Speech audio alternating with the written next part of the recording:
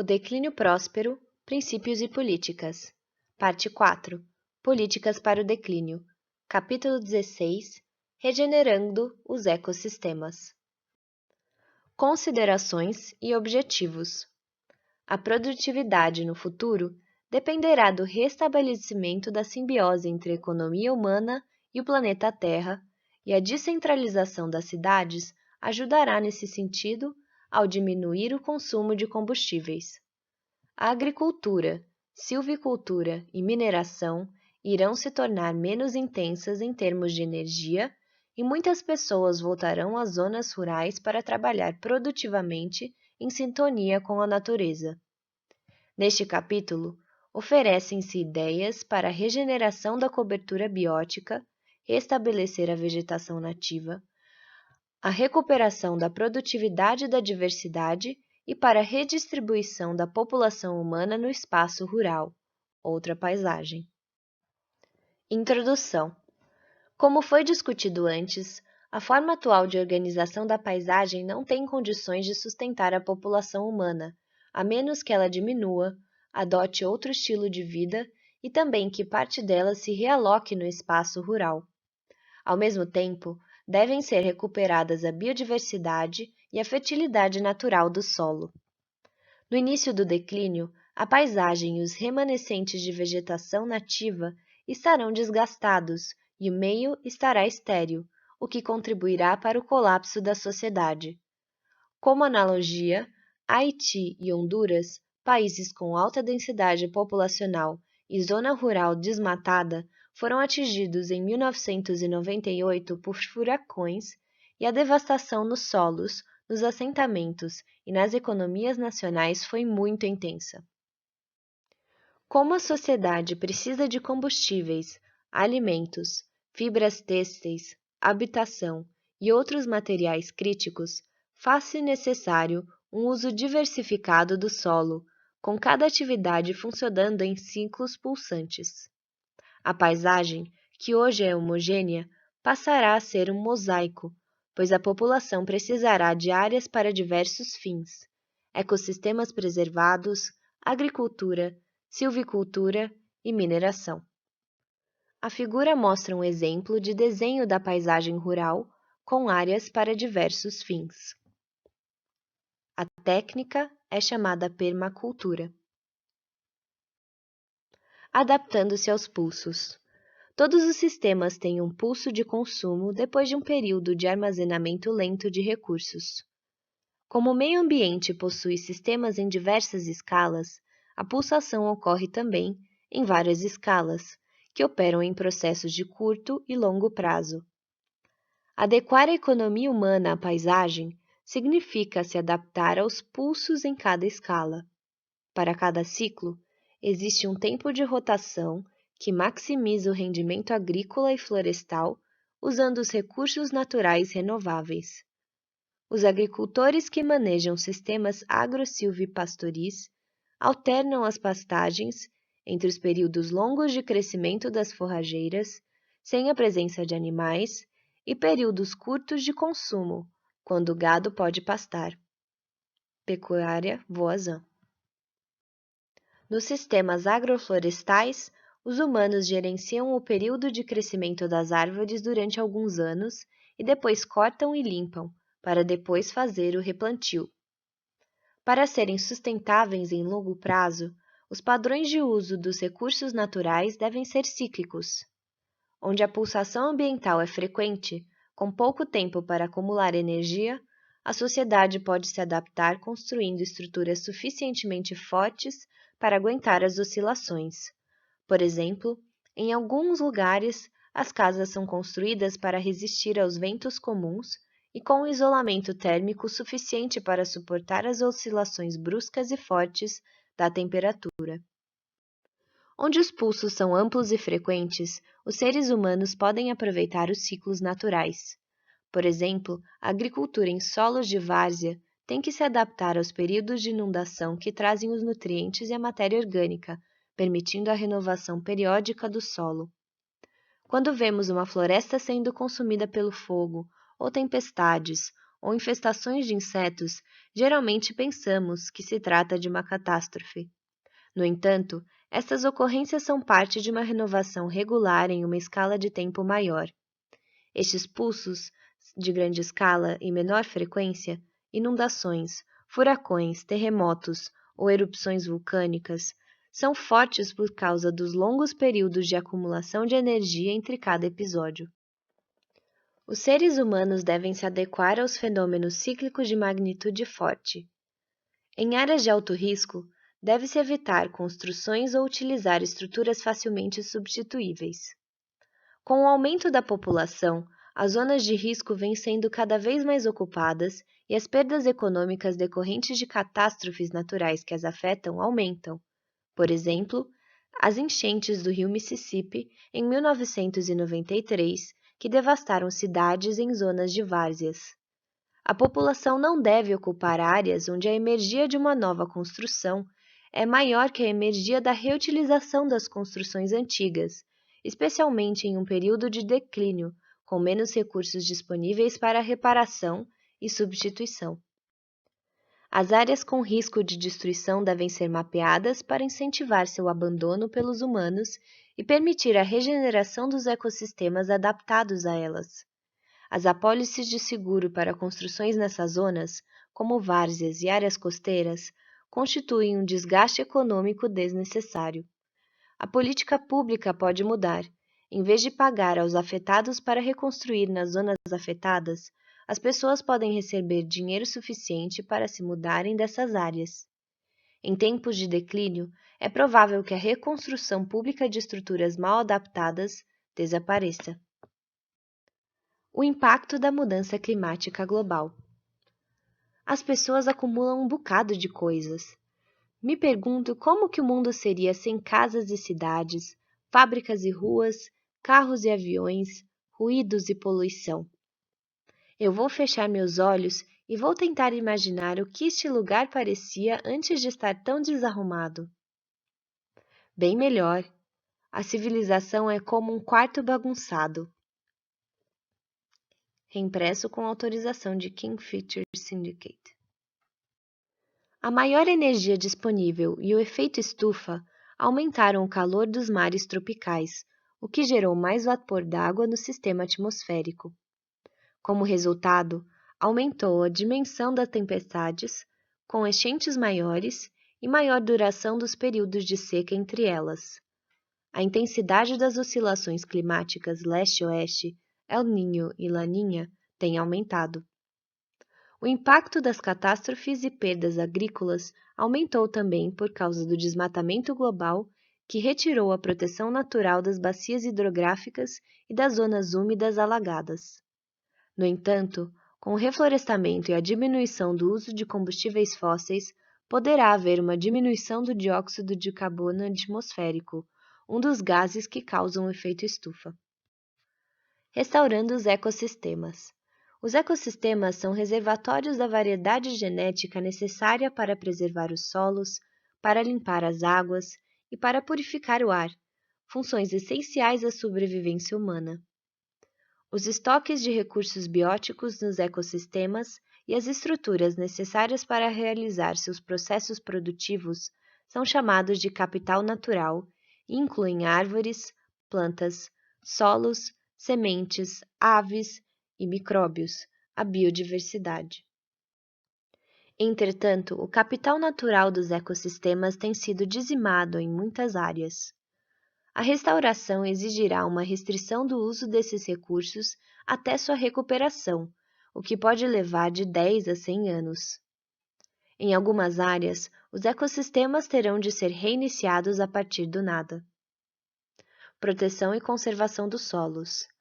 Área florestada, cultivo em curva de nível, cultivo com faixas de proteção, pastagens, mata ciliar, rio protegido, curso d'água livre de assoreamento. Reconstruindo o capital natural. Nos tempos da civilização agrária, a energia do ambiente rural era a base da sociedade.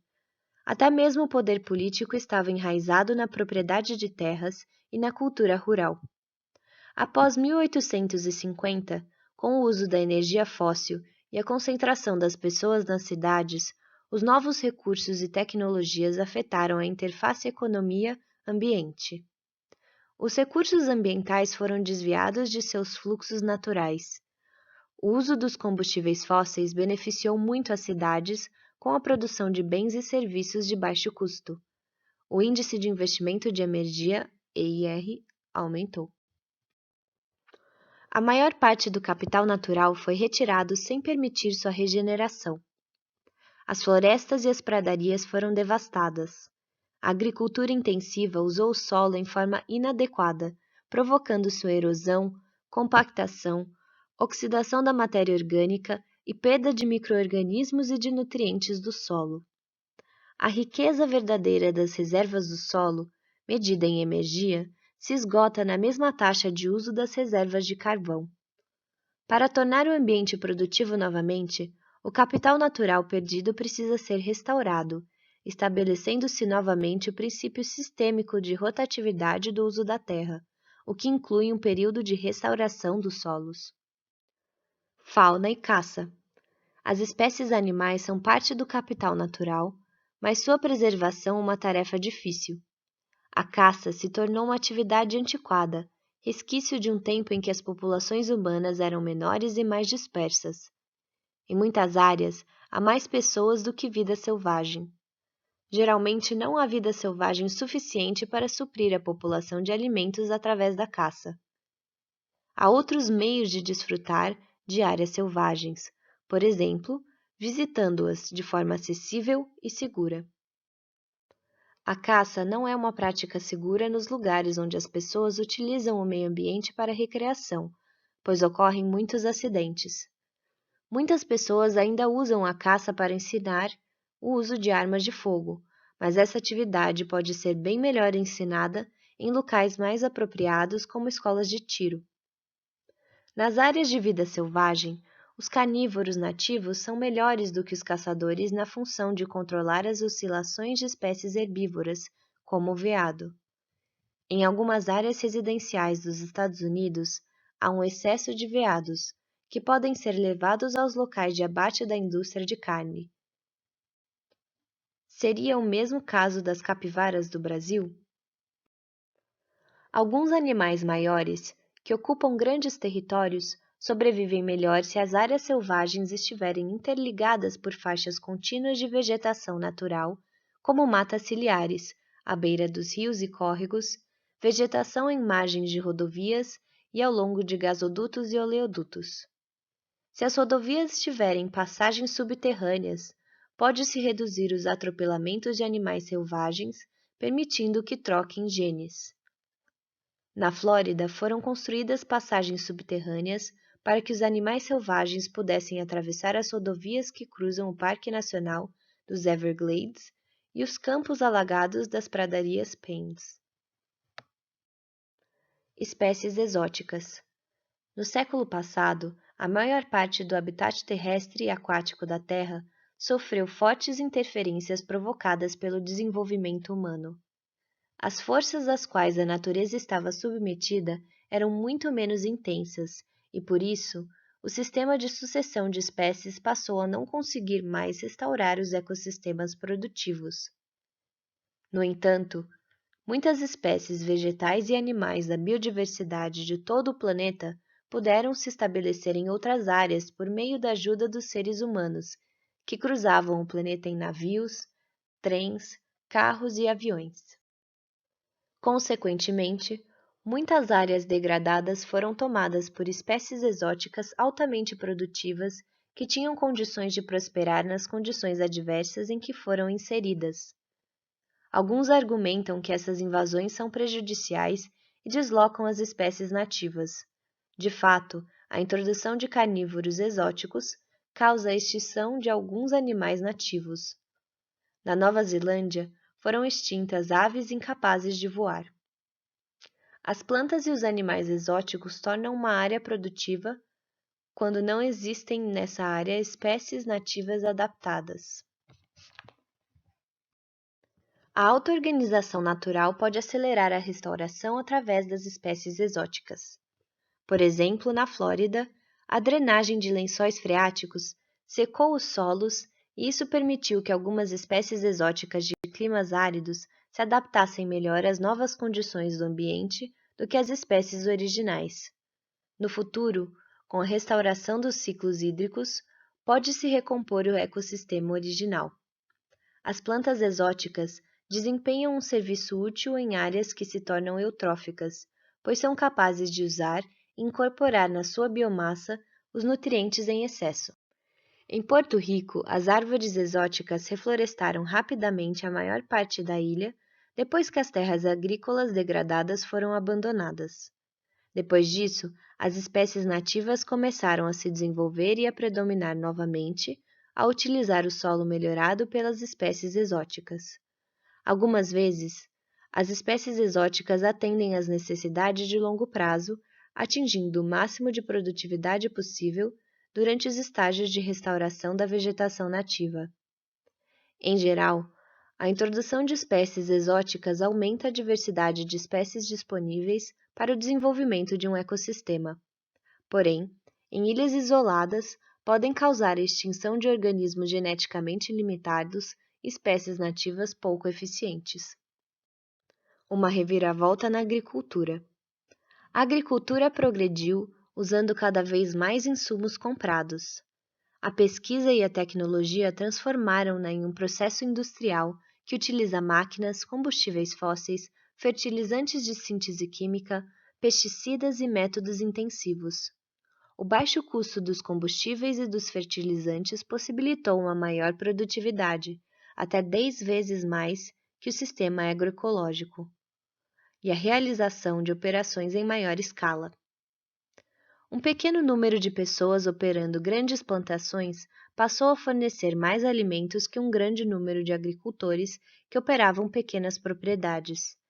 Estes últimos foram para as cidades trabalhar nas indústrias que produziam equipamentos e produtos químicos usados na lavoura intensiva.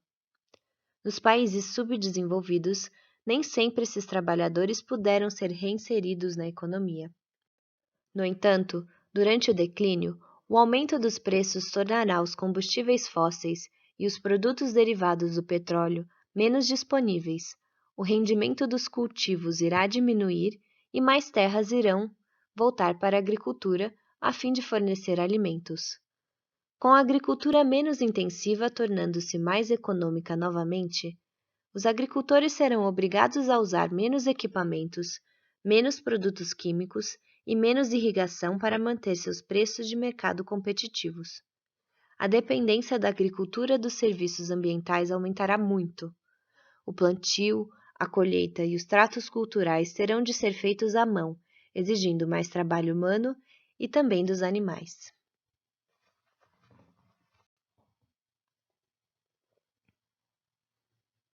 Os empregos no setor agrícola aumentarão e os custos dos alimentos e das fibras tomarão um maior percentual da renda dos consumidores. Poderia ser planejado um programa de migração de desempregados dos centros urbanos para trabalhar na lavoura e na recuperação da vegetação nativa. A agricultura orgânica já está em aumento, mesmo antes do declínio. Muitos jovens idealistas da década de 1960 tentaram prematuramente desenvolver uma agricultura de baixa intensidade. Mas durante os períodos de crescimento, existem altas demandas e aumento de preços, e os agricultores convencionais que tomam empréstimos aproveitam rapidamente as novas oportunidades.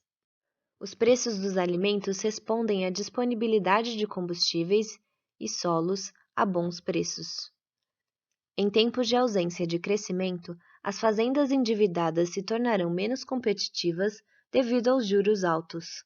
A reviravolta agrícola surgirá com uma diminuição gradual do índice de investimento energético, acompanhada pelo planejamento adequado da intensidade agrícola. No estágio intermediário, será favorecido o uso de equipamentos agrícolas menores e a redução do consumo de produtos químicos. Um século ou mais poderá passar antes que o índice de investimento da agricultura passe de 7:1 a valores de 2:1 ou menores, que correspondem a uma agricultura autossuficiente, baseada apenas no uso ecológico da terra, independente de produtos industriais. reforçando o sistema produtivo rural. Um sistema rural sustentável requer um reforço de retroalimentação para manter o sistema ambiental saudável, especialmente os solos. Hoje, o sistema de produção convencional carece do laço de reforço da economia urbana. Veja-se a ausência da reciclagem de nutrientes. Sob uma visão rígida e imediatista da economia de mercado capitalista, os que se omitem do cuidado da terra vencem a competição no curto prazo, mas suas unidades de produção perderão fertilidade, tornando-se economicamente inviáveis no longo prazo. Fazer o pousio da terra para a recuperação do solo é um processo caro, porque as terras em descanso pagam impostos e custos de proteção e gestão. Deve haver incentivos como a isenção fiscal para a restauração do solo, que rendem mais a energia para a sociedade do que o dinheiro investido, representando um ganho de energia EYR maior que 1. A agricultura extrai parte de sua energia dos solos, águas e dos serviços ambientais, mas o dinheiro recebido nos mercados cobre apenas os custos dos serviços humanos. Assim, por mais que os agricultores se preocupem com a preservação dos recursos ambientais, dos quais a agricultura é dependente, eles não têm recursos suficientes para evitar a deterioração dos sistemas produtivos e sua perda de produtividade. Os subsídios são uma forma de retroalimentação da sociedade que consome os produtos rurais para reforçar os sistemas produtivos agrícolas, pecuários e florestais. Em muitos países, esse dinheiro viabiliza economicamente a produção rural. Com esses recursos, o agricultor pode manter o sistema competitivo e prestar serviços ambientais à população da região, por exemplo, fazendo terraços em seu estabelecimento para reduzir a erosão do solo. Desde 2000, a manutenção da paisagem agrícola é considerada parte da busca do equilíbrio na relação campo-cidade.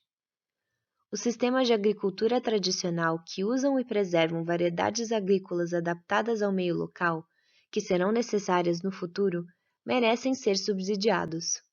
Às vezes, justifica-se o subsídio à agricultura como parte de uma política de segurança nacional para garantir a resiliência da produção alimentar em caso de guerra ou situação de crise interna. A política nacional pode proibir o desenvolvimento urbano nas terras agrícolas em torno da área urbana. O abastecimento mundial de alimentos se tornou menos seguro por causa da perda de terras aráveis por causa da erosão, desertificação e invasão do espaço rural pelas cidades. O custo dos combustíveis reduzirá a importação e importação de alguns alimentos e diminuirá o rendimento por hectare. Cada país deverá recuperar a autossuficiência na produção de sua base alimentar. As economias agrárias ecológicas serão factíveis e muito importantes no declínio, porque os cultivos agrícolas, a aquicultura e a produção florestal fornecem saldo positivo de energia. Fertilidade. O retorno dos nutrientes extraídos quando a terra é cultivada é feito por meio de fertilizantes. O fertilizante nitrogenado é produzido com ar comprimido e liquefeito usando energia fóssil. O de potássio é obtido pela evaporação de salmouras e o de fósforo é extraído de rochas e processado em várias etapas. As maiores jazidas estão se esgotando e aumentam os custos de extração, processamento e transporte. Quando os agricultores não puderem mais comprar fertilizantes em quantidades suficientes, terão que praticar o manejo ecológico dos solos. Na agricultura ecológica, o nitrogênio é recuperado pelas leguminosas, cujas raízes transformam o gás nitrogênio do ar em nitratos úteis para o solo. O fósforo e o potássio são acumulados durante o repouso do campo, quando os micro-organismos, ao decomporem as plantas, devolvem os nutrientes ao solo. A compostagem de esterco, com resíduos agrícolas e materiais urbanos ricos em minerais, aumentará. Rotação de terras. Os sistemas produtivos funcionam melhor em pulsos. A fertilidade é mantida alternando o uso agrícola da terra com um período de pousio e restituição de nutrientes pela decomposição dos restos da vegetação. Quando os insumos industriais diminuírem, o sistema de rotação do solo será a única maneira de manter a fertilidade. A sucessão florestal tem condições de recompor a fertilidade do solo e esse é um dos melhores usos da energia solar. Se existirem áreas ou faixas de ecossistemas de alta diversidade próximas à lavoura, a terra em pousio pode ser ressemeada com a ajuda de pássaros e outros animais. A sustentabilidade em longo prazo requer que, no mínimo, 10% da área de cultivo seja mantida como fragmentos de ecossistemas maduros, que podem também servir como parques. Sem essas fontes de material genético, a recuperação de terras é excessivamente lenta. Há uma clara vantagem econômica no crescimento rápido de vegetações complexas na fase de pousio do ciclo. Muitas áreas dos Estados Unidos e na ex-União Soviética recuperaram rapidamente suas florestas e solos após o abandono da agricultura, porque nessas regiões havia fragmentos de florestas com alta diversidade. A maior parte desses fragmentos estava a menos de 1,5 km de distância de uma fonte de propágulos que podia regenerar o ecossistema. Da mesma forma, o velho padrão de corte e queima de florestas tropicais sempre funcionou muito bem, porque a. Os animais e fontes de sementes estavam próximos para ajudar na regeneração. B. A agricultura era de baixa intensidade. C. O tempo entre os cortes era longo. Grandes áreas de floresta na Nova Zelândia sofreram um corte raso e as plantas espontâneas que surgiam após o corte foram eliminadas pelas ovelhas. Quando essas terras foram abandonadas, a recuperação era muito lenta, porque as áreas com árvores de sementes nativas estavam muito longe. O governo do Brasil tentou manter a biodiversidade, preservando grande parte de suas terras em forma de florestas diversificadas. Na Mata Atlântica da Bahia, o aproveitamento florestal inclui a rotação entre a floresta de sucessão secundária de crescimento moderado e diversificado, com culturas arbóreas agrícolas, cacau. As terras com fertilidade dependente da adição periódica de nutrientes de rios, como as zonas de várzea, podem ser cultivadas com maior frequência e menor rotação. As terras que precisam acumular os escassos nutrientes da chuva, porque sua formação mineral não contribui muito, precisam de um longo período de pousio. No declínio, vai ser importante a elaboração de mapas de terras e estabelecer calendários de rotação para cada tipo de solo. Variedades agrícolas. No século XX, foram desenvolvidos cultivos e animais de maior rendimento, mas que exigem mais insumos externos e cuidados especiais, fornecidos a partir de combustíveis fósseis que foram mantidos a um preço muito baixo por meio de mecanismos político-militares. As variedades híbridas tiveram sucesso, não tanto pelo aumento da conversão da energia solar, mas por um desvio das atividades da fotossíntese que permitiu o crescimento das partes de maior interesse para o homem, como as frutas, os grãos e as fibras. Muitas funções genéticas das plantas, como a resistência às doenças, a seca, as temperaturas extremas e as pestes, foram descartadas para desenvolver as funções genéticas que aumentavam a resposta ao fornecimento de nutrientes solúveis em água. Os organismos biológicos híbridos perdem propriedades importantes em troca do aumento no rendimento. O arroz milagroso é um exemplo de uma planta que aumentou seu rendimento à custa de perder sua autossuficiência, pois exige altos gastos com fertilizantes, pesticidas e água para irrigação, altos níveis de gerenciamento e um programa permanente de criação de novas variedades para vencer a corrida contra as pragas. O arroz de alto rendimento é um alimento que depende do uso de combustível barato. O mesmo pode-se dizer da batata, do milho, do trigo e de outros produtos agrícolas e pecuários. Os organismos geneticamente modificados, cultivos agrícolas, árvores e animais, para provar seu sucesso, precisam ficar um tempo no meio da natureza, em concorrência com as formas selvagens que usam sua energia em maior grau. Como as espécies altamente produtivas não têm grandes defesas ou capacidade para se manter no ambiente natural, são necessários mais esforços humanos, em forma de herbicidas, pesticidas, irrigação, fertilizantes, reprodução artificial, para protegê-las. As mudanças biotecnológicas nos genes das culturas precisam ser consistentes com todo o sistema, o meio ambiente e a sociedade. Por exemplo, a inclusão de genes para a produção de um milho tóxico para os insetos pode interferir na bioquímica do consumidor e na decomposição natural dos resíduos. Já os pesticidas naturais das raízes de plantas tropicais são facilmente lavados e decompostos. A pressa em desenvolver plantas e animais de alto rendimento e alta demanda energética levou a descartar muitas variedades tradicionais que possuem resistência que têm menor rendimento de biomassa. É necessário dar prioridade à identificação de variedades de intensidade intermediária para serem usadas em sistemas agrícolas de intensidade intermediária. É importante recuperar as variedades de baixo custo e menor consumo de combustível antes que sejam perdidas.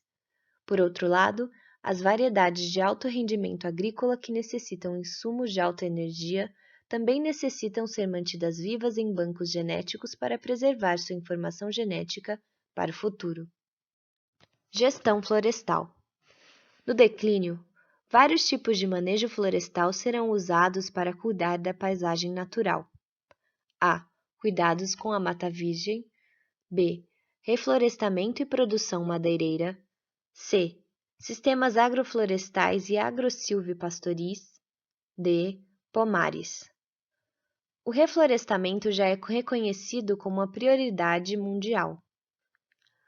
As florestas complexas restauram o solo, preservam a biodiversidade, proporcionam experiências estéticas, evitam a erosão do solo e produzem madeira de alta qualidade lentamente.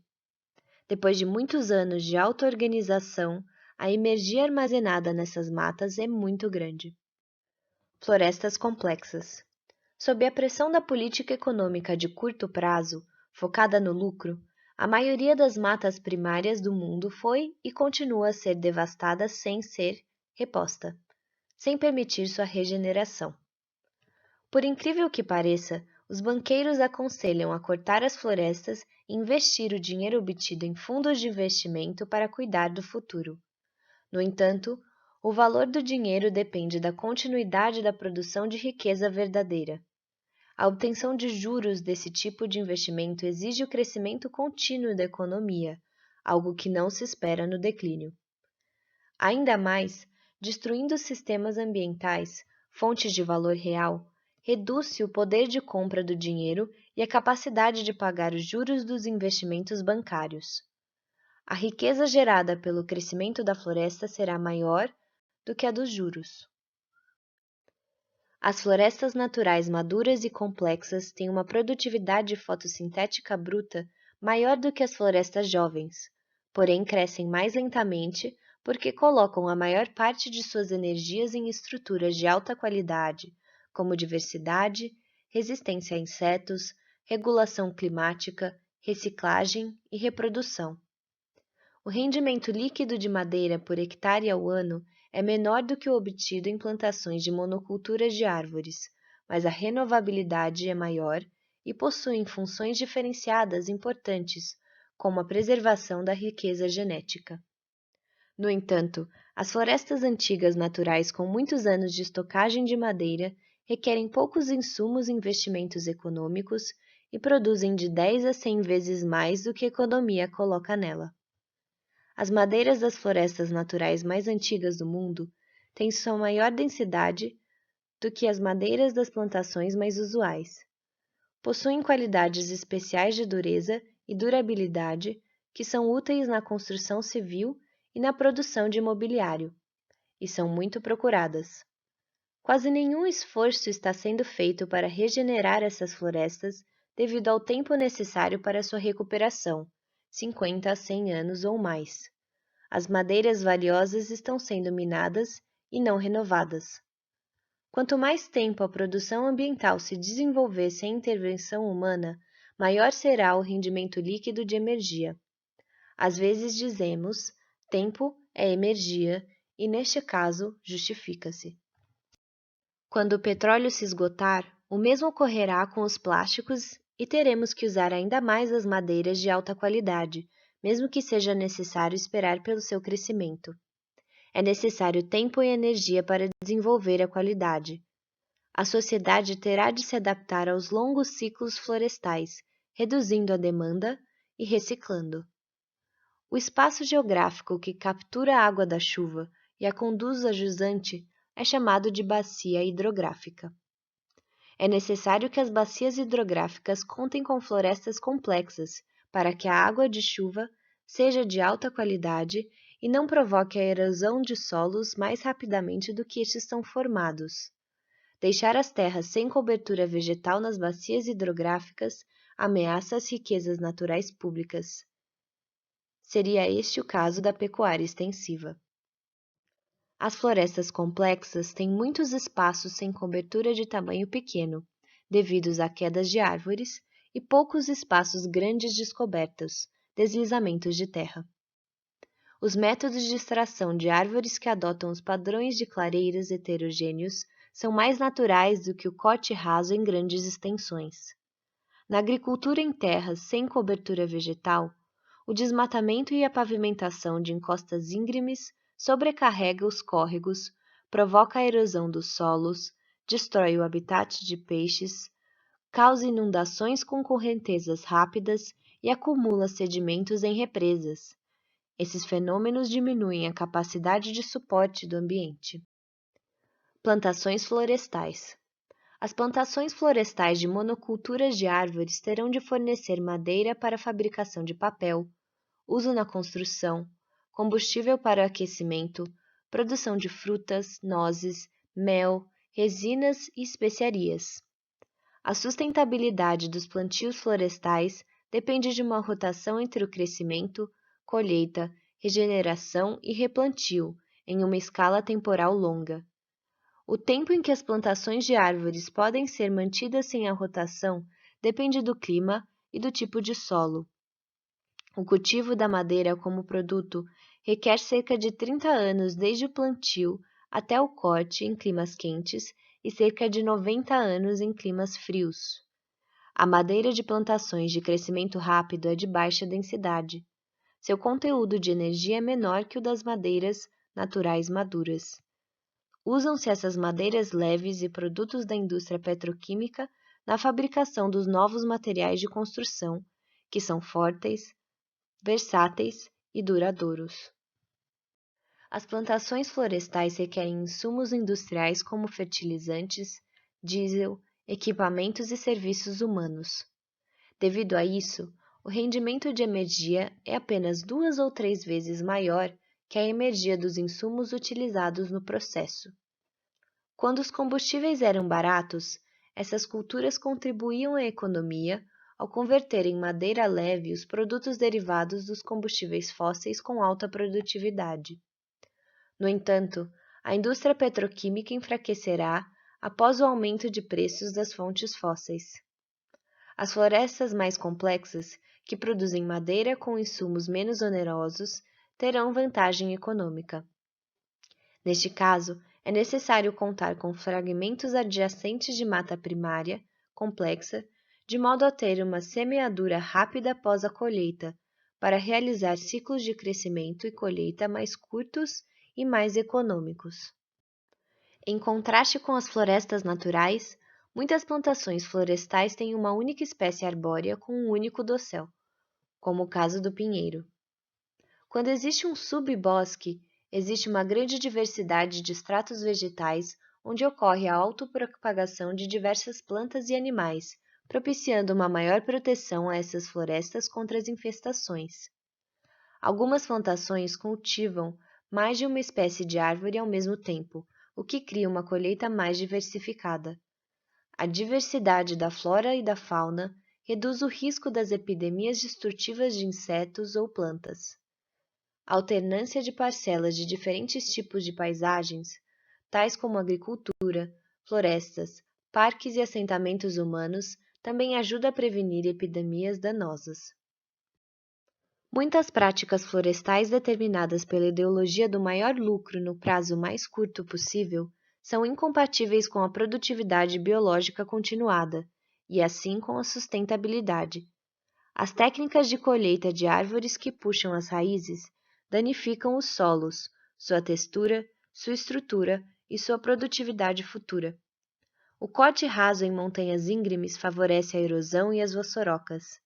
Usar escavadeiras para empurrar folhas e galhos em linhas após o corte concentra nutrientes nas linhas, o que favorece o crescimento de ervas daninhas em vez das árvores. A queima da vegetação remove o nitrogênio e a matéria orgânica de que os organismos necessitam para manter a qualidade do solo. A remoção da biomassa para uso de combustível afeta a fertilidade do solo. Sistemas agroflorestais sombreados, Cabruca. Nos trópicos úmidos, o café e o cacau são cultivados como arbustos ou pequenas árvores sob as árvores do dossel, que proporcionam condições adequadas ao desenvolvimento dessas espécies tão valiosas. As árvores do dossel mantêm a qualidade do solo e da água, um microclima estável, a biodiversidade que realiza o controle natural das pragas e a ciclagem de nutrientes. Alguns ramos são podados todos os anos para permitir maior luminosidade e ventilação. Nos métodos convencionais com uso de agroquímicos, estas culturas são cultivadas em monocultura a pleno sol. O rendimento é maior, mas os serviços das árvores do dossel são substituídos pelos insumos industriais a um custo maior, fertilizantes, pesticidas, trabalho, e sabemos que esses materiais não são renováveis e haverá falta deles no futuro. Pomares e quintais agroflorestais. No final do século XX, extensas áreas de pomares e vinhas com uma única espécie produziam nozes, laranjas, maçãs, bananas, uvas e muitas outras frutas vendidas nos mercados mundiais. O manejo destes pomares em monoculturas é intensivo no uso de energia não renovável, pois requer muitos fertilizantes, maquinaria, produtos químicos diversos e serviços. Em épocas anteriores, em torno dos assentamentos humanos, havia muitos tipos de campos com árvores frutíferas, cujas mudas surgiam das sementes que brotavam nas composteiras. Essa técnica fazia parte dos quintais agroflorestais, a forma pioneira de agricultura em quase todo o mundo. Em tempos de declínio, o antigo sistema de produção será utilizado novamente e pode-se esperar o renascimento da agricultura baseado na diversidade de árvores frutíferas em torno dos assentamentos urbanos. Reflorestamento. A restauração das florestas é um problema crítico em todo o mundo. Em muitos lugares, não há mais sementes de árvores locais. As mudanças climáticas e o acúmulo de dióxido de carbono na atmosfera são causadas não só pela queima de combustíveis fósseis, mas também pela perda de florestas que poderiam estar fixando carbono. A destruição das florestas é tão grave que muitos países com alta densidade populacional nem sequer conseguem produzir madeira suficiente para seus fogões de cozinha. Existem várias maneiras de restaurar florestas. 1. Exigir que as madeireiras deixem um número suficiente de árvores maduras e retalhos de diversidade para propagar e regenerar a floresta de forma natural depois dos cortes. 2. Estabelecer reservas de terras à beira das florestas existentes, para que os organismos da floresta possam se espalhar por meio do vento e do carregamento feito pelos animais da floresta. 3. Restaurar faixas de florestas primárias com boa diversidade para que as aves, os morcegos e os mamíferos possam transportar sementes e micro-organismos para proximidades.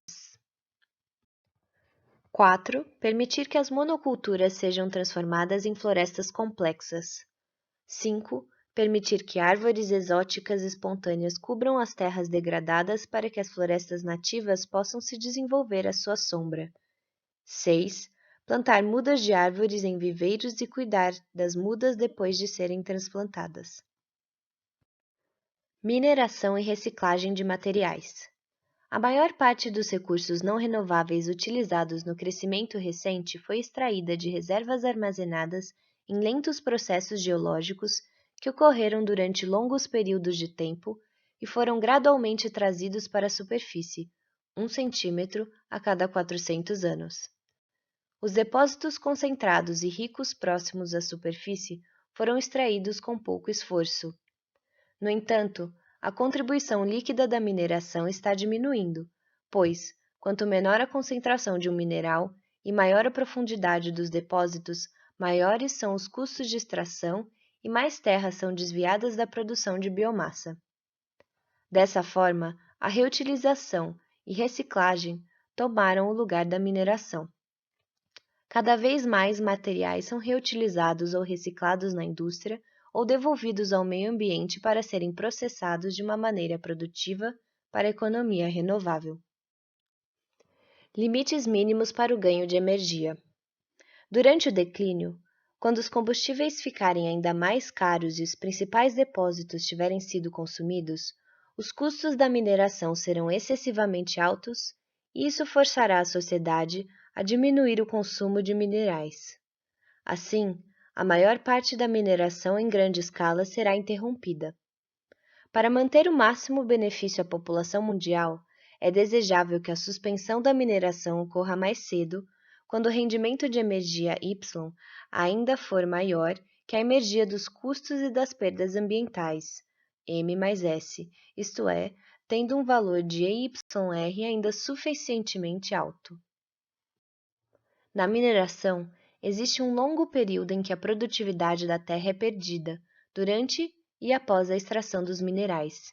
As avaliações para conceder permissões de extração deveriam se basear no saldo líquido de energia da mineração, comparado às perdas devidas à queda de produtividade da terra.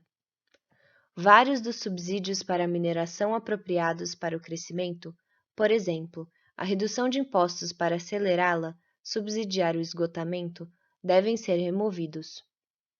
As leis que dão prioridade às atividades de mineração em detrimento do uso do solo e da cobertura das terras devem ser alteradas.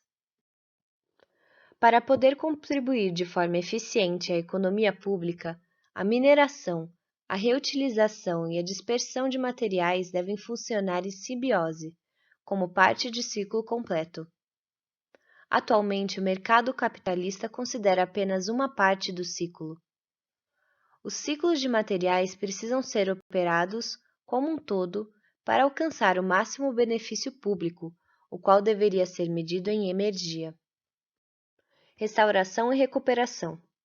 Nos lugares onde a mineração da terra foi muito intensa e extensa, o rebrote da vegetação necessária para restaurar a fertilidade do solo pode demorar muito tempo. A regeneração leva muitos anos pela falta de material propagativo para dar início à recuperação da vegetação. Em regiões de mineração de ouro, cheias de crateras e pilhas de cascalho, a recuperação natural leva mais de 100 anos. Na Flórida, mesmo com fontes de sementes próximas, 70 anos após a mineração de fosfato, somente haviam se recuperado 70% das funções ecossistêmicas. Períodos muito mais longos são necessários em regiões áridas. Esforços de recuperação da vegetação são geralmente um benefício de energia líquida. De modo geral, muita restauração é necessária em muitas partes do mundo. Novas ciências que aliam a economia ao meio ambiente. Economia ecológica revê as teorias da economia neoclássica para incluir fatores ambientais e estimar valores usando $. Engenharia ecológica combina a tecnologia ambiental com a auto-organização de ecossistemas para imaginar e estabelecer uma interface próspera entre economia e ambiente. Saúde ambiental mantém os sistemas ambientais saudáveis para que os seres humanos possam ser saudáveis, proteger a biodiversidade.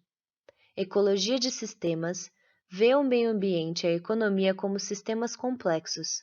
Modelos e simulações de computador são usados para testar a compreensão e antecipar as consequências das mudanças propostas.